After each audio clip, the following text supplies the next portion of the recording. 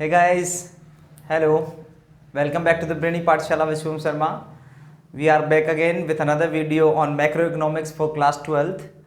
So, पिछले videos में हमने डिस्कस किए थे कि किस तरीके से मैक्रो इकोनॉमिक्स का ओरिजिन हुआ। उसके बाद हमने डिस्कस किया था इन्वेस्टमेंट क्या होता है, कंज्यूमर एक्सपेंडिचर क्या होता है। So basically we have discussed investment in the previous video and investment की हमने डेफिनेशन देखी थी कि जो चेंज इन कैपिटल स्टॉक होता है that is investment. Now question कुछ आए मेरे पास कि चेंज इन कैपिटल स्टॉक में क्या वो चीज़ें भी आएंगी जो हमने नॉर्मली किसी मतलब डेकोरेशन के लिए या फिर हमारा जो प्रोडक्शन यूनिट है वहाँ पे हमने जो और चीज़ों के लिए एक्सपेंडिचर किया है।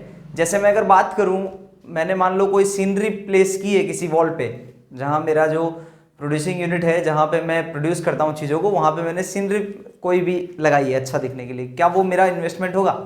सो वो आपका इन्वेस्टमेंट नहीं होगा। बेसिकली इन्वेस्टमेंट क्या होता है, जो हमारी कैपिटल गुड्स होती है उनको खरीदने के लिए हम जो एक्सपेंडिचर करते हैं वो इन्वेस्टमेंट में आता है हमेशा, क्योंकि वो चीज़ें हमें आउटपुट अगेन फ्यूचर में रिपीटेडली हम लोग उसको प्रोसेस ऑफ प्रोडक्शन में यूज करते हैं और वो हमें आउटपुट प्रोवाइड करती है। So that's why only capital goods are considered in investment. ठीक है ना।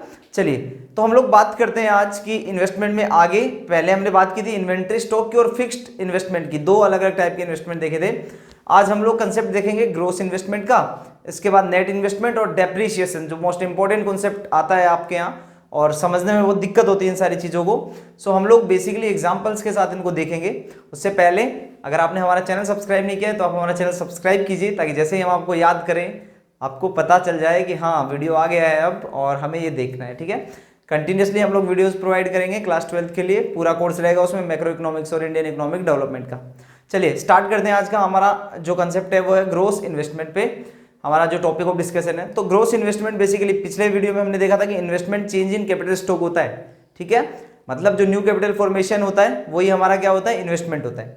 नाउ ग्रोस इन्वेस्टमेंट बेसिकली क्या होगा, जैसे मान लो एक एग्जांपल लेते हैं हम लोग ताकि आप लोगों को चीजें अच्छे से समझ में आ जाए। ठीक है, जैसे हमने जो नया कैपिटल गुड्स खरीदा, कैपिटल गुड्स मतलब प्रोसेस ऑफ प्रोडक्शन में यूज आने वाली। चलो मैं एक एग्जांपल देता हूं आपको। मान लो मेरे पास ये 5 यूनिट क्या है, मशीनरी है, मतलब पांच अलग अलग मशीनरी है, उससे मैं प्रोडक्शन कर रहा हूं। ठीक है, और ये मेरे पास इन्वेंट्री स्टॉक है। इन्वेंट्री स्टॉक मतलब क्या हो गया कि इसमें रॉ मटेरियल भी आएगा जो भी मैं प्रोडक्शन करता हूं उसका, इसके अलावा सेमी फिनिश्ड गुड भी आएगी और फिनिश्ड गुड भी आएगी। ये 3 तरीके से गुड्स आएंगी और मैं आपसे रिक्वेस्ट करूंगा कि ये नोट्स आप लोग बनाते चलें, चीज़ें लिखते चले अपने हिसाब से, ताकि ये जैसे एग्जाम आएगा ना तब याद आएंगे कि कैसे कैसे हमने पढ़ा था। ठीक है, चलिए ये 5 मेरे पास मशीन्स हैं, इसके साथ मैं प्रोडक्शन कर रहा हूं। इसके अलावा ये मेरा इन्वेंट्री स्टॉक है। ठीक है, तो ये मेरे पास 5 मशीनरी है और ये मेरे पास क्या है, इन्वेंट्री स्टॉक पड़ा है। ठीक है, अब मेरी जो एक मशीन है, ये वाली ए मशीनरी है, मेरी खराब हो गई। मतलब जैसे जैसे टाइम होता है, टाइम के साथ साथ वो मशीन खराब हो जाती है। अरे हर चीज, आदमी भी तो धीरे धीरे कमजोर होने लगता है, वैसे मशीनरी भी क्या होगा, कमजोर हो जाएगा धीरे धीरे। ठीक है, चलिए तो ये मेरा ए मशीन है, ये क्या हो गया, खराब हो गया। नाउ अब मेरे पास 2 ऑप्शंस बचते हैं। Either we can go for the production with these 4 machineries और I can replace this a with a new machine. मेरे पास 2 ऑप्शन है, या तो मैं इन 4 के साथ प्रोडक्शन अब कर लूं, या फिर मैं क्या करूं, 5वीं मशीनरी जो मेरी खराब हो चुकी है उसको रिप्लेस कर दूं कोई नई मशीन लाके। ठीक है ना, तो मेरे पास फिर से 5 हो जाएगी।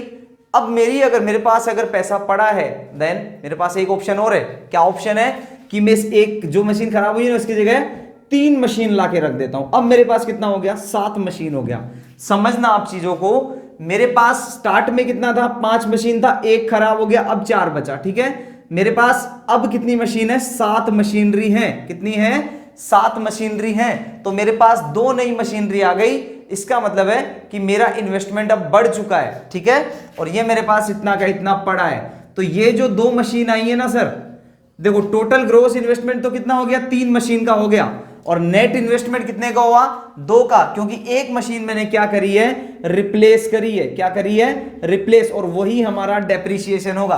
अब देखो इसको हम लोग समझते हैं वापस। ठीक है, जैसे ग्रोस इन्वेस्टमेंट क्या होगा, मैंने जो टोटल एक्सपेंडिचर किया किस पे किया, जो हमारा कैपिटल फॉर्मेशन है। ठीक है ना, सो मेरा जो टोटल एक्सपेंडिचर रहेगा इन्वेंट्री स्टॉक पे और दूसरा किस पे, कैपिटल गुड्स पे, वो मेरा क्या रहेगा, ग्रोस इन्वेस्टमेंट रहेगा उस एक अकाउंटिंग ईयर में।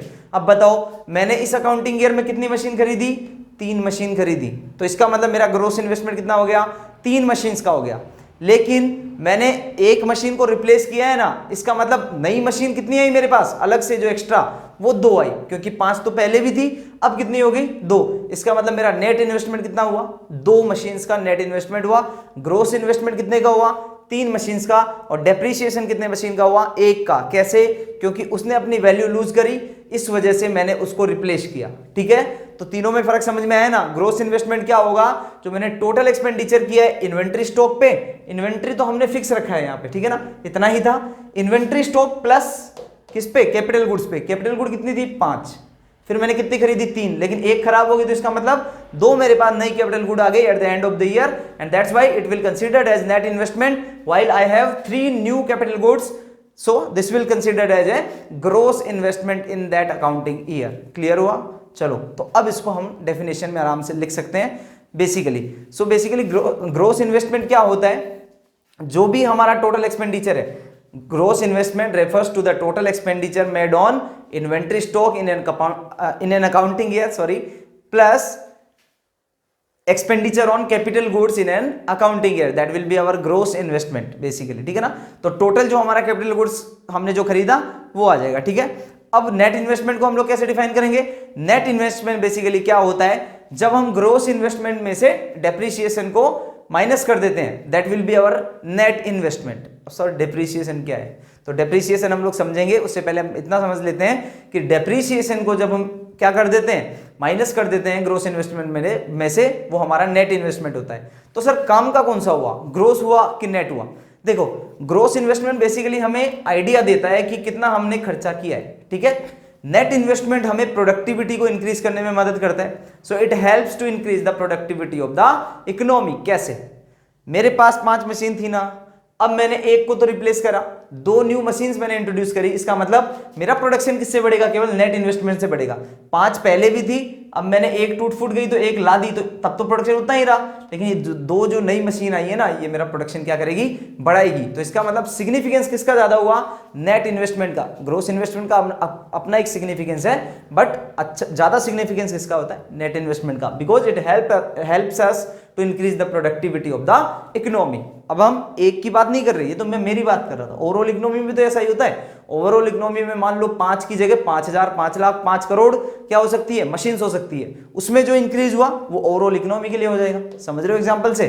चलिए तो देखो बेसिकली कुछ चीजें हमने लिखी हुई है यहाँ। ग्रोस इन्वेस्टमेंट क्या होता है, expenditure on the purchase of fix assets और एक्सपेंडिचर ऑन इन्वेंट्री स्टॉक। तो ये फिक्स एसेट हमारे होते हैं, क्योंकि फिक्स एसेट क्या होते हैं, बेसिकली प्लांट एंड मशीनरी हमारे फिक्स एसेट होते हैं, क्योंकि हम लोग इनको क्या करते हैं, रिपीटेडली प्रोसेस ऑफ प्रोडक्शन में यूज करते हैं। ठीक है, अब देखो जो नेट इन्वेस्टमेंट होगा वो क्या हो जाएगा, ग्रोस इन्वेस्टमेंट मतलब जो टोटल हमने खर्चा किया है सारा ये वाला, माइनस डेप्रीसिएशन। माइनस में क्या आ जाएगा, ये डेप्रीसिएशन आ जाएगा। अब डेप्रीसिएशन क्या होता है, देखो जब भी किसी भी हम लोग प्लांट या मशीनरी को काम में लेते हैं, मतलब कैपिटल गुड्स को जब भी हम लोग काम में लेते हैं, when capital goods are in use, so that's why they lose their value.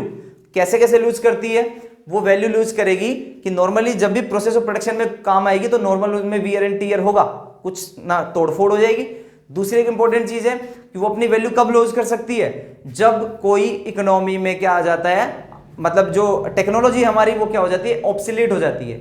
ठीक है, या फिर जो पूरी इकोनॉमी में डिमांड है वो चेंज हो जाती है, तब क्या हो सकता है, डेप्रीसिएशन हो सकता है। जैसे मेरे पास मान लो पहले black and white TV production का एक कारखाना था। ठीक है, मैं black and white TV produce करता था, लेकिन अब क्या हुआ, ब्लैक एंड व्हाइट टीवी सबने बंद कर दिया देखना, अब कलर टीवी की डिमांड आ गई। इसका मतलब जो मेरे पास मशीन थी ब्लैक एंड व्हाइट टीवी को बनाने की, क्या उनका कोई काम रहा, नहीं, तो वो भी मेरे लिए तो खराब हो गई, तो वो भी मेरे लिए किस में आएगा, डेप्रीसिएशन में आएगा। इसका मतलब ये है डेप्रीसिएशन बेसिकली क्या होता है, जब भी हमारी जो प्रोडक्शन की कैपिटल गुड्स हैं वो यूज में होती है, while those goods are in use, so normally they lose their own values, उनकी जो वैल्यू है वो धीरे धीरे क्या होती है, कम होती है, और वैल्यू जो कम होती है हर एक ईयर वो डेप्रीसिएशन होता है। और एक प्रोड्यूसर के लिए डेप्रीसिएशन क्या होगा, प्रोड्यूसर के लिए डेप्रीसिएशन वो होगा कि कितनी गुड्स उसने क्या कर दी, खराब हो गई इकोनॉमी में। ठीक है ना, प्रोड्यूसर के पर्पज से क्या होगा कि उसकी जो प्रोडक्शन यूनिट था या जहां वो प्रोड्यूस करता है वहां पे कितनी कैपिटल गुड्स खराब हुई, वो क्या हो जाएगा, उसके लिए डेप्रिसिएशन हो जाएगा। डेप्रिसिएशन को कौन ग्रोस इन्वेस्टमेंट के थ्रू हम लोग क्या करते हैं, उसको भी बराबर कर देते हैं। और अगर मान लो हमने कुछ ज्यादा किया है तो नेट इन्वेस्टमेंट में क्या हो जाएगा, हमारा इन्वेस्टमेंट और ज्यादा बढ़ जाएगा। तो डेप्रिसिएशन क्या हो गया, बेसिकली जो हम लोग मशीन्स जो होती हैं उनके यूज के टाइम पे उनमें कुछ भी नॉर्मल वियर एंड टियर होता है। अब देखो डेप्रिसिएशन में दो तरीके की चीजें होती हैं। कौन कौन सी चीजें होती है, एक तो होता है एक्सपेक्टेड ऑब्सोलेशन और एक होता है अनएक्सपेक्टेड ऑब्सोलेशन। एक्सपेक्टेड क्या होता है, जैसे मान लो मैं प्रोड्यूसर हूं, ठीक है, मुझे पता है कि इकोनॉमी में कुछ ना कुछ चीजें ऐसी होती हैं जिनकी वजह से या तो मेरी जो कैपिटल गुड्स है वो 5 साल बाद खराब हो जाएगी। मेरे पास एक मशीन है वो 5 साल ही काम देगी, प्रिंटर है मान लो कोई प्रिंट करने का, तो 5-7 साल तो मुझे पता था, it was expected from my side as a producer that these machinery will lose their own value after 5 years। So that's why that was expected for me कि वो जो मशीनरी है वो खराब होने वाली एक्सपेक्टेड है मेरे लिए। तो इसका मतलब ये तो एक्सपेक्टेड हो गया। इसके अलावा प्रोड्यूसर को पता होता है कि 3 साल 4 साल डिमांड रहने वाली है, इसकी बाद में नहीं रहेगी, ठीक है, कुछ चीजें डिमांड में अचानक आती है ना, उसके बाद उसको पता होता है। तो एज ए प्रोड्यूसर उन लोगों को ये पता होता है। या फिर टेक्नोलॉजी आउटडेटेड हो जाती है तब भी क्या होता है, वो भी एक्सपेक्टेड होता है कि हाँ टेक्नोलॉजी आउटडेटेड हो गई, ये मेरे लिए एक्सपेक्टेड है, ठीक है। तो इसके लिए प्रोड्यूसर क्या करता है, बेसिकली कुछ फंड हमेशा रखता है and that is called depreciation reserve fund. हमेशा प्रोड्यूसर को वो रखना होता है क्योंकि उसी की वजह से क्या होता है, ओवरऑल इकोनॉमी में इन्वेस्टमेंट बराबर चलता रहता है, अदरवाइज इन्वेस्टमेंट कम हो जाएगा। और वो कैसे कम होगा वो भी हम लोग डिस्कस करेंगे इसमें, ठीक है। चलिए उससे पहले हम लोग जान लेते हैं कि नेट इन्वेस्टमेंट का क्या सिग्निफिकेंस होता है, ठीक है। ग्रॉस इन्वेस्टमेंट क्या था, जो हमने टोटल एक्सपेंडिचर किया किस पे, इन्वेंट्री स्टॉक पे और कैपिटल गुड्स पे। नेट इन्वेस्टमेंट क्या हो गया, जब हम ग्रॉस इन्वेस्टमेंट में से क्या कर देते हैं, डेप्रिसिएशन को निकाल देते हैं। और डेप्रिसिएशन की डेफिनेशन मैंने आपको बता दी। अब डेप्रिसिएशन दो तरीके से हो सकता है और प्रोड्यूसर के पॉइंट ऑफ व्यू से देखें तो एक एक्सपेक्टेड होता है और एक अनएक्सपेक्टेड ऑब्सोलेशन होता है। ऑब्सोलेशन का मतलब क्या होता है कि चीजें आउटडेटेड हो जाती है, they are no more in use, that state is called obsolescence, obsoletion, ठीक है। चलो उससे पहले हम लोग नेट इन्वेस्टमेंट के सिग्निफिकेंस की बात कर लेते हैं, ठीक है। जैसे मेरे पास 5 से 7 हुई तो इससे मेरा क्या होगा, प्रोडक्शन कैपेसिटी बढ़ेगा। अरे बढ़ेगा क्या, so basically net investment it raises the capital stock. Basically capital stock मेरा बढ़ा, बिल्कुल बढ़ा सर। कैपिटल स्टॉक बढ़ने से क्या होगा, मेरा प्रोडक्शन बढ़ेगा, बढ़ेगा ना। पहले मैं 5 मशीन से मान लो 500 कोई प्रोडक्शन 500 यूनिट प्रोड्यूस कर रहा था, अब 7 से क्या करूंगा, 700 करूंगा। तो इसका मतलब मेरा कैपिटल स्टॉक बढ़ा, उससे मेरा आउटपुट बढ़ा, आउटपुट बढ़ेगा तो अब मेरे पास रिसोर्सेज भी बढ़ेंगे और रिसोर्सेज बढ़ेंगे तो पर लेबर जो प्रोडक्टिविटी है वो भी क्या होगी, बढ़ेगी। क्योंकि देखो इंडिया जैसे कंट्री में कैपिटल का क्या है, कमी है, और उस वजह से अब जैसे मेरे जितने लेबर काम कर रहे थे उनके पास ज्यादा मशीन होगी तो उनकी प्रोडक्टिविटी क्या हो जाएगी, बढ़ जाएगी। तो ओवरऑल इकोनॉमी में प्रोडक्टिविटी क्या हो जाएगी, बढ़ जाएगी। कब, जब नेट इन्वेस्टमेंट ज्यादा होगा। इसीलिए गवर्नमेंट भी फोकस करती है ना कि कैसे ना कैसे प्रोड्यूसर्स और ये सारे नेट इन्वेस्टमेंट जितना ज्यादा करेंगे जीडीपी उतना ज्यादा बढ़ेगी। कैसे बढ़ेगी जीडीपी, देखो अब नई मशीन आई तो मेरे को लोगों को काम पे भी लगाना पड़ेगा। So basically it reduces unemployment. क्या करती है ये, अनएम्प्लॉयमेंट को रिड्यूस करती है। एक बार ये रोड है थोड़ा, हाँ व्हीकल्स जाते हैं, तो अनएम्प्लॉयमेंट को रिड्यूस करती है। इसके अलावा overall production of the economy also rises due to net investment. Net investment की वजह से ओवरऑल इकोनॉमी में क्या होता है, प्रोडक्शन बढ़ता है, और प्रोडक्शन बढ़ेगा तो जीडीपी बढ़ जाएगा। आगे पढ़ेंगे हम लोग ग्रॉस डोमेस्टिक प्रोडक्ट क्या होता है, ठीक है। इतना क्लियर हुआ। चलो हो सकता है अभी गर्मी की वजह से कुछ शायद मिक्सअप हो गया हो, लेकिन चीज़ें हमने अच्छे से पढ़ी। एक बार आप वापस इस वीडियो पे जाके अगर कुछ समझ में नहीं आया तो बैक करके देखना। इसके अलावा वीडियो के लास्ट में हम लोग इसको पूरा रिवाइज भी करेंगे, ठीक है। चलिए अब देखो डेप्रिसिएशन का जो कंसेप्ट है ना, वो डेप्रिसिएशन कंसेप्ट में मैंने बताया आपको कि एक तो होता है एक्सपेक्टेड ऑब्सोलेशन, तो वो तो मैंने क्या बताया आपको कि ये एक्सपेक्टेड होता है, it is expected from producers point of view कि ये तो होने वाला है, और इसीलिए क्या करता है वो हमेशा डेप्रिसिएशन रिजर्व फंड रखता है, ठीक है। टेक्स्ट बुक है आपके पास रेफरेंस के लिए। तो डेप्रिसिएशन रिजर्व फंड क्या होता है, एक्सपेक्टेड ऑब्सोलेशन के लिए क्या होता है, बेसिकली वो प्रोड्यूसर जो अपने पास एक फंड रखता है अलग से, that is called depreciation reserve fund, ठीक है। अब देखो कुछ ऐसी चीजें होती हैं, अनएक्सपेक्टेड ऑब्सोलेशन भी होते हैं। कैसे, जैसे बहुत तेज बाढ़ आ गई और आपका जो प्रोडक्शन जहां आप करते थे वो पूरी की पूरी बर्बाद हो गई, ठीक है। या फिर आग लग गई वहां पे, तो ये क्या होते हैं, अनएक्सपेक्टेड होते हैं। मेरे लिए तो ये डेप्रिसिएशन ही हो गया ना, क्योंकि मेरे लिए loss of capital goods that is called depreciation. Basically क्या होता है depreciation, loss of capital goods या loss of capital stock that is called depreciation. ठीक है, तो ओवरऑल इकोनॉमी की बात करें तो पूरी इकोनॉमी में जो लॉस ऑफ कैपिटल गुड्स है दैट विल बी डेप्रिसिएशन। एक प्रोड्यूसर की बात करें तो उस प्रोड्यूसर के लिए जो कैपिटल गुड्स का लॉस है दैट इज डेप्रिसिएशन। अब आग लग गई तो क्या होगा, सारी की सारी जल के खाक हो गई वो मशीनरी, तो मेरे लिए क्या हो गया वो डेप्रिसिएशन। क्या उसके लिए कोई रिजर्व फंड होता है, देखो जो डेप्रिसिएशन रिजर्व फंड होता है उसके भी अपने सिग्निफिकेंस होते हैं, अपने मायने होते हैं। और वो क्या होते हैं सिग्निफिकेंस, वो हमारा ये लास्ट टॉपिक ऑफ डिस्कशन है। उसके बाद नेक्स्ट वीडियो में हम लोग देखेंगे फ्लो और स्टॉक के बारे में। ठीक है, स्टॉक और फ्लो का कंसेप्ट हम लोग पढ़ेंगे। देखो डेप्रिसिएशन रिजर्व फंड का क्या मायने है, देखो किस वजह से क्या होता है। बेसिकली जब डेप्रिसिएशन रिजर्व फंड नहीं होगा तो क्या न्यू इन्वेस्टमेंट होगा, क्या नहीं होगा सर। क्यों, क्योंकि डेप्रिसिएशन जो हुआ है उसके ऊपर आपने कोई नया इन्वेस्टमेंट नहीं किया है। मतलब आपने क्या किया, जो चीज डेप्रिसिएशन हो गई, जैसे मेरे पास 5 मशीन थी, अब एक मशीन खराब हो गई तो अब मेरे को 4 से ही प्रोड्यूस करना पड़ेगा।